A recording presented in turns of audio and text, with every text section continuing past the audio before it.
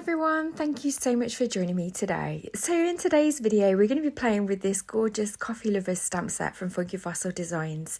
I absolutely love these owls and I love the coffee related sentiments that went with them, so I couldn't resist but purchasing them. And we're going to be using stencils today. We're going to do some ink blending and we're also going to use some Gilding Flakes, and I'm really going to show you how you can use, if you've got dregs of Gilding Flakes left. Perhaps they're just little bits, but they still can look really effective on a card. And we're going to be using the Crafters Workshop Tacky When Dry Gel Medium today. Now I'm going to be making a slimline card, so I'm making it a traditional size, which is 3.5 by 8.5. So I've already gone ahead and cut a panel of white cardstock to be 3.25 by 8.25. So I'm just tacking my stencil in place here. I've got a scrap of white paper underneath my card panel and stencil. So I'm tacking the card panel to the paper and the stencil as well, so that it doesn't shift when we do some ink blending. I'm going to be using Tumbled Glass Distress Oxide, which is a lovely pale blue. And I've got a Funky Fossil blending brush. And I'm just going to add a little bit of extra pressure around the edge of the stencil and then fade out the pressure to the middle, just so that you get that kind of lovely shadowy effect on the jar. For the lid, I'm going to use Seedless Preserve, and again I'm just using a blending brush, and I'm going quite heavy-handed because obviously that's going to be the lid of the jar. So next I'm going to bring in the coffee bean stencil. Now if ever you want to use two stencils together, it's best to let the aperture be the top stencil and the detail go underneath.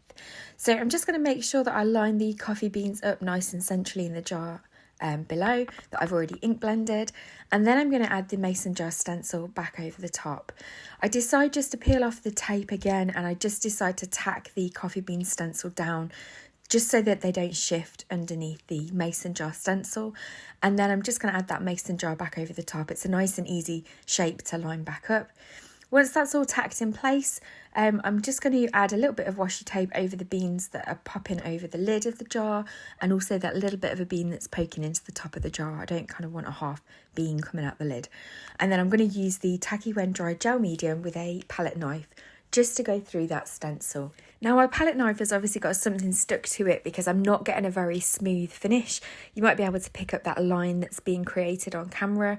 So I'm just going to bring in another palette knife just to go over it, just so that there's a nice smooth finish. I really don't want any kind of lines or bumps in the gel medium.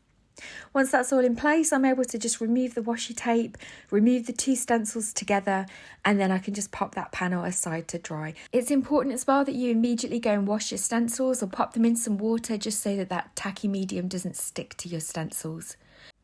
So I'm just going to snip off the top of the packaging, and we're going to use the owl on the right hand side today. He's kind of like got a half sleepy look and he's holding the coffee cup, so he's really cute. I'm using the IndigoBlu Thin Lizzie stamping blocks today. I've really been enjoying using these. They're very similar to the All in Create acrylic blocks. I needed a few more acrylic blocks in my stash, so I bought these and I really am enjoying using them. I'm using VersaFine Claire Acorn ink today, so that's a really nice dark brown. I thought it went nicely with the owls. I've stamped the image out twice just in case I made a mistake, but we're only going to use one of them today. I'm just quickly adding some colour today using my watercolour set. This is the Winsor & Newton Cotman Pen watercolour set, and it's just a quick way of getting colour down on stamped images if you don't have a lot of time to colour. So now the Tacky When Dry Gel Medium is dry and I've fussy cut my image out, I'm just going to add these bits of Gilding Flakes. These are the Autumn Blaze Gilding Flakes from IndigoBlu.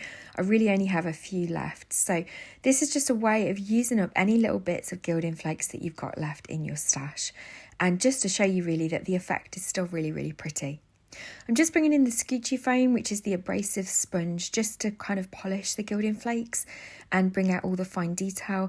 And you can see there, you get that lovely, gorgeous, shimmery effect on those coffee beans. So next, I'm just going to bring in my Slimline card blank, and I've put a piece of scrap paper in the middle, and I'm just going to do some ink blending around the edge. I'm using Vintage Photo Distress Oxide, and I'm using a blending brush, and I'm not trying to get a perfect blend here. I just want to add a kind of really rustic, vintagey kind of border really to the card.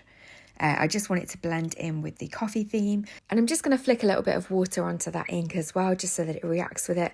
And I'll just pop the card base to one side. And once it's dry, I'm able then to attach the card front to it. I'm going to pop it up on some foam tape. This is the foam tape from Alina Crafts. It's my favourite foam tape to use. It's just so easy to use. It's really sticky, and the backing paper is really easy to remove as well. I'm going to add a little bit of liquid glue just so that I've got a little bit of wiggle room. I don't want to mess this up at this stage, so the liquid glue just means that you've got a little bit of time to kind of manoeuvre it around and make sure it's nice and even. So once that's all stuck in place, I'm then going to just work out my placement of my owl. I really want him to be sat on top of the jar guarding his coffee beans, and I'm just using the acetate to help me work out where the sentiment is going to fit and which sentiment I want to use. Now this is where I make a mistake. Remember, I've already got foam tape underneath my panel, so I really should have stamped the sentiment first, but I didn't, and I thought I'd get away with it, but I don't. So as you can see, the Very Seriously just did not stamp crisply. Now you could go in with a black fine liner, but I don't feel very confident doing this. So I decided to go ahead and stamp the sentiment again on a scrap piece of white cardstock, and I'm just going to use my mini trimmer just to trim that down. Now, the white on white is not going to look right now, so I'm going to add some Vintage Photo Distress Oxide around the edge of it. Again, I'm going to spritz it with some water, take some of the ink off, and then add a bit more ink on top of that, just so that you get that kind of coffee stained water reactive look. I'm then going to bring in my corner rounder punch, and I'm just going to round off diagonal corners, so the bottom left and the top right, and then just gives the sentiment a little bit of a different shape. I'm going to attach the sentiment on the diagonal today, so I'm just going to pop a little bit of foam tape behind that, and then just make sure that it's going to cover the sentiment. I've added a little bit of glue again, just so that I've got a little bit of movement time, and then I'm going to add a little bit of foam tape on the back of the owl as well, just so that I can pop him up. I decided that the white space now, with the sentiment being brown, it just kind of needed a little bit of something else added into the background. So I'm just going to go in again with the Vintage Photo Distress Oxide and just add some splatters in the background as well. So I'm then just going to pop my owl down on top of his jar, and then just to finish off, I'm going to add some glossy accents to his eyes. I'm just using a pin to unclog my bottle, and then I'm just testing it on a scrap of paper to make sure that it's flowing nicely before I go ahead and add that onto the owl's eyes. And so that is the finished card for today. So thank you so much for joining me. I really hope that you've enjoyed seeing how you can use Gilding Flakes with your stencils and how you can use multiple stencils together. Please don't forget to like this video if you've enjoyed it, and please leave me a comment. I do reply to all of my comments that are left. And if you'd like to see more from my channel, then please consider subscribing. Thank you so much for joining me today. Take care.